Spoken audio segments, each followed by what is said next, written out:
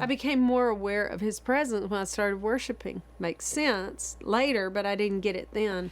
So what he did was he said, you disdained worship. I wanted to go, whoa. Do you know who you're talking to, Lord? I love you. I mean, I don't think I responded like that, but it shocked me. Yeah. Because I've spent literally my whole life. I love him. Yep. And I don't mean like, but I've given my life to you. Not like that, but just anything I knew to give him, I gave him. Right. My money, my time, I mean, whatever I knew how to give him. I'd believe his word because he said it. I would do what he said in here. I would do what I knew to do because I loved him. Obedience is very powerful. And I know that it's easy as a worshiper to feel like, well, it's not about my works. But you can't, he'll love you and you can have peace in the middle of a storm, but you'll find yourself in more storms, I think, if you're not obedient and you're not following his word. So I was doing what I knew, and I'm not trying to justify it. I'm just trying to say he didn't deal in shame with me. I knew what I knew, but I didn't know what I didn't know. Yeah. And so he starts telling me, and when he tells you something, it's just so easy to hear it. Much easier than from a husband, a sister, a brother, or a parent.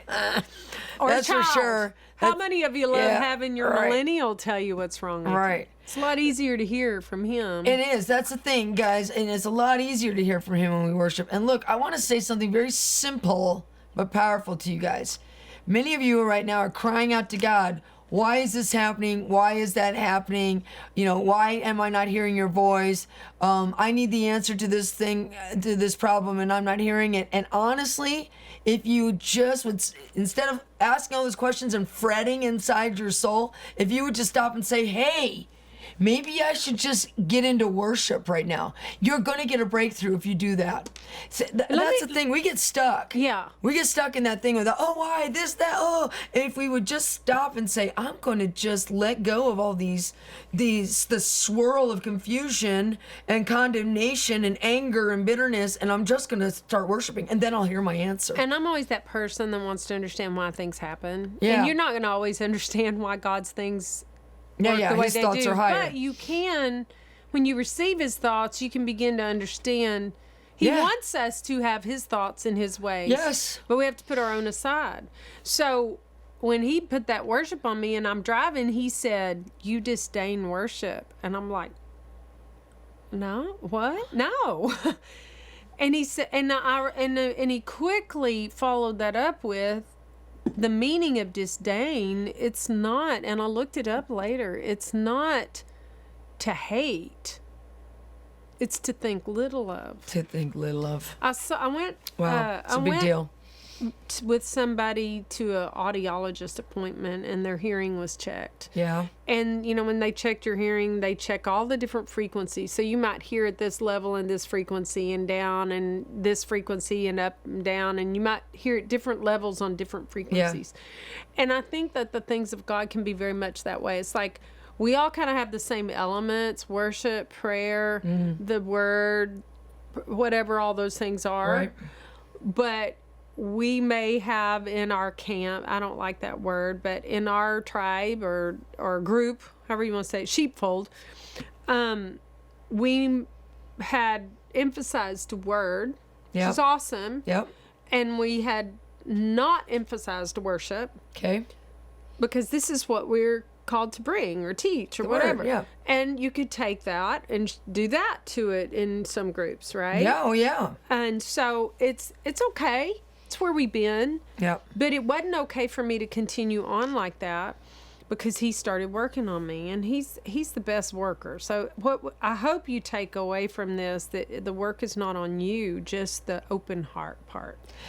Yeah, and I agree with that. Though sometimes, guys, and you and I talked about this earlier too, you have to start the breakthrough by just choosing to worship whether or not you feel like it at all. Yeah. You probably don't even feel like it. We get to the point where we haven't worshiped for so long that we are oppressed, depressed, we're under demonic assault and oppression. I mean, it's just crazy. And sometimes you're like, how do I get out of this? How do I get out of this? It's like, just go worship. And you actually have to make yourself physically go, I do not feel like worshiping, but I'm going to turn on the YouTube. I'm going to play the song. Yeah. I'm going to stand here and open my mouth and sing with all my might. And then after, 10, 20, 30 minutes of hardness, you don't feel any movement. You're just making yourself do it. Suddenly, it hits. The Holy Spirit hits.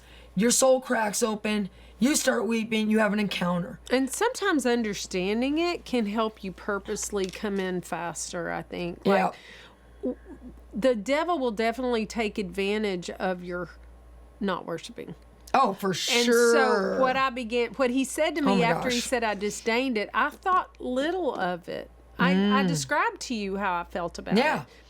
And it wasn't just singing, and I thought the singing was that. Yeah. But he said, you are worshiping me with 2/3 of your soul. See, we don't Yeah. worship out of our spirit. I used to think that. But we worship out of our soul. What good is it to worship out of your spirit? God's full, that's where he is. But what does Kellie bring to the table to lay before the Lord if I don't bring my will? Yeah. Or my mind. So I was good with that. I was singing word songs. Yeah. The Bible does say let his decrees be the subject of your song. So it's not bad, but it's not worship either. And I would decide to worship, which is powerful, and I would have my will and my mind engaged. Your soul is your mind, your will, and your emotions. Your thinker, your chooser, and your feeler. Yeah. That's how we say it to the children, and I think that's a good way to say it. But he said, but your emotions, you withhold.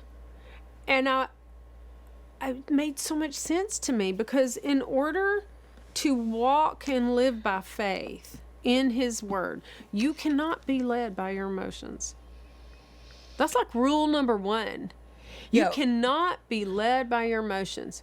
Well, in digging that deep message and digging a well there, the emotions were sort of just ignored. And I didn't even think about having them very much.